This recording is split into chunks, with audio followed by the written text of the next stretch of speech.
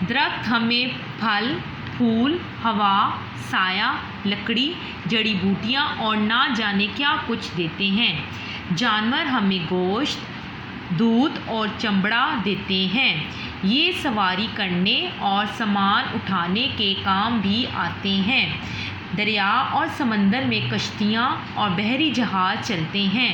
سمندر کے اندر بڑی چھوٹی مچھلیاں ہوتی ہیں۔ سمندر کے اندر ہمارے لیے بہت سی نعمتیں چھپی ہوئی ہیں۔ اللہ نے ہمارے لیے ماں، باپ، بہن، بھائی جیسے پیارے رشتے بنائے ہیں۔ کیا آپ نے سوچا کہ اتنی ساری نعمتیں دینے والے اللہ کی عبادت کریں اور اس کا شکر ادا کریں؟ آپ آج ہی سے پکا وعدہ کیجئے کہ آپ بہترین بچے بن کر اللہ اور امی ابو کو خوش رکھیں گے۔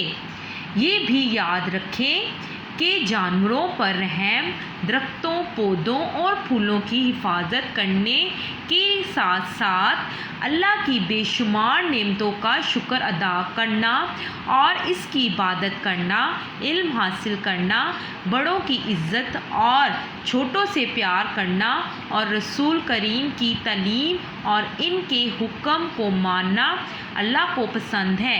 جب اللہ راضی ہوتا ہے تو سب راضی ہو جاتے ہیں۔ سوال نمبر 5 ہے، اللہ نے ہمارے لیے کون کون سے پیار کرنے والے رشتے بنائے ہیں؟ یہ آپ نے چیپٹر میں بھی پڑھا ہے۔ ماں باپ، بہن بھائی۔ باپ، ماں، بہن بھائی یہ ہمارے پیارے رشتے ہیں۔ سوال نمبر 6 ہے، ہمیں جانوروں کے ساتھ کیسا سلوک کرنا چاہیے؟ اچھا سلوک کرنا چاہیے۔ سوال نمبر 7 ہے، دریا اور سمندر میں سے ہمیں کیا ملتا ہے اور اس میں کیا چیزیں چلتی ہیں؟ چھوٹی بڑی مچھلیاں ہوتی ہیں، کشتیاں اور بحری جہاز چلتے ہیں۔ سوال نمبر 8 ہے، اتنی ساری نعمتیں دینے پر ہم اللہ کا شکر کس طرح ادا کر سکتے ہیں؟ عبادت کر کے۔ کس طرح ادا کر سکتے ہیں؟ عبادت کر کے۔ سوال نمبر 9 ہے، آپ اللہ اور امی ابو کو کس طرح خوش رکھ سکتے ہیں؟ یہ بھی ہم نے چیپٹر میں پڑھا ہے۔